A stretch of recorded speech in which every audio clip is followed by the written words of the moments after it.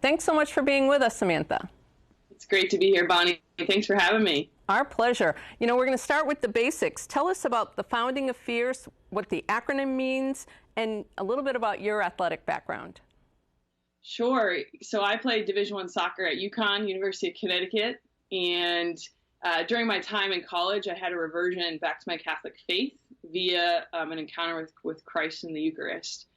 And after that, I was kind of all in, trying to lead this Christian life. And I looked around me and saw the brokenness that I had been living, but also my teammates were struggling with, and athletes really around the country were struggling with. I spent a couple years as a missionary working with some of those athletes.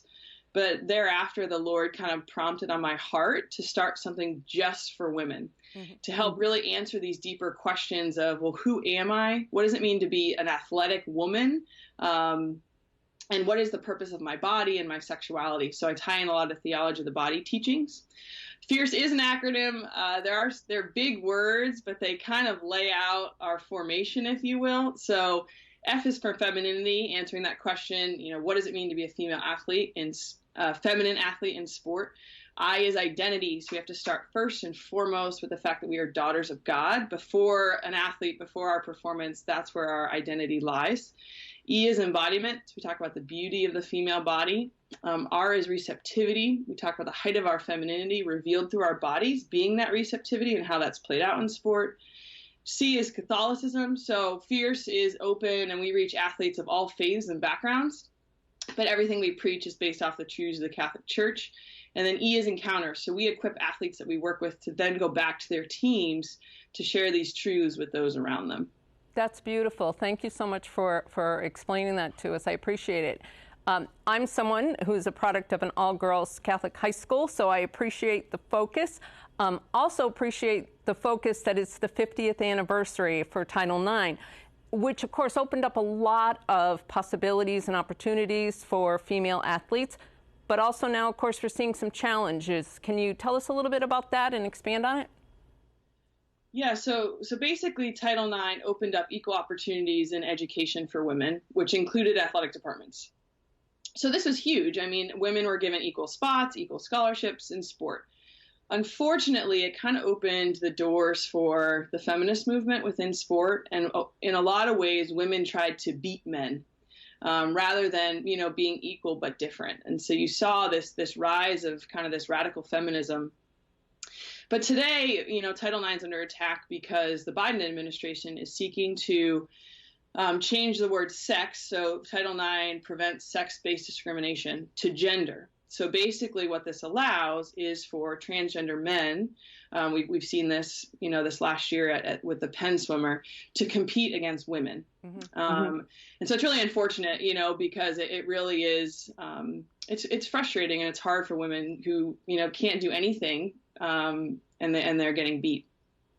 Yeah, it's just such a struggle for people to balance the dignity of the human body and how we pursue our excellence with our God-given talents, right? And I love how you incorporate the teachings of the church on the theology of the body to empower us to use our gifts for the glory of God. How would you respond to people facing these challenges? Coaches, parents, what's a person to do and still be kind and respect our God-given talents? Yeah, absolutely. I mean, whether it's, the current issues going on or the array of other issues that female athletes deal with, whether that's body image or sexual confusion or any of these things. Again, we want to come back to like you said, the dignity of the human person. We want to reiterate as parents and as coaches that, we and God doesn't love you because you're a great athlete. He loves that about you. He created you that way. He gave you those gifts and talents, but at the end of the day, he just loves you for who you are. And I think when we take that pressure off of athletes, then that actually gives them the freedom to excel, to honor the Lord with their bodies, to see the purpose and the beauty and the dignity of who they are. And then you see some of those issues that arise start to dissipate when they really realize who they are. Yeah, I think you're spot on there. That's a great explanation. Thanks so much.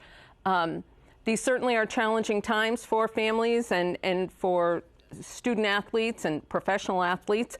How can people learn more about the organization you founded and support you? Sure. So check out our website. It's fierceathlete.org. Our widest resource we have available is our Fierce Athlete podcast. We've had 3 seasons so far of that. So that's a resource if any, parents or grandparents are listening. That's something that they can pass on to athletes that they know. But on there, I also travel the country speaking and running strength and conditioning clinics and retreats. And then I mentor individuals and coach them one-on-one, whether that's from a distance or in person. So all those offerings and everything is on the website if people want to learn more. Great. I look forward to checking out the website further and certainly listening into the podcast. Thanks so much for being with us, Samantha. Absolutely. Thank you for having me.